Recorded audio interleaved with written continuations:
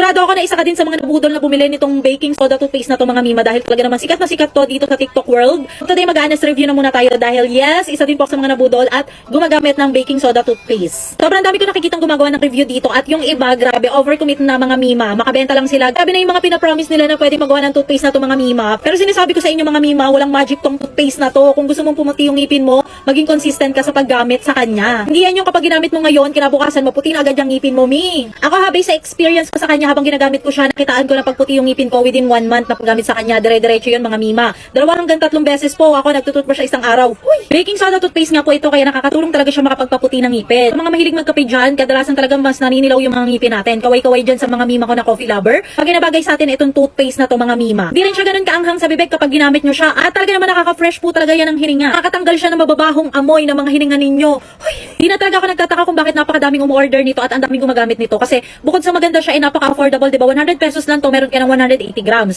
Kaya nga kapag nag-order ako nito, dinadamihan ko na para hindi sayang yung shipping fee. Kasi minsan wala pong binibigay na free shipping voucher si TikTok. So sa mga mima ko dyan na gusto ding itry itong face na baking soda toothpaste, sinasabi ko sa inyo ngayon pa lang maging consistent kayo sa paggamit ng product para makitaan nyo siya ng resulta. Sa mga gusto mag-try nitong face baking soda toothpaste, ilalagay ko yung link sa may yellow basket. Check out na! Go!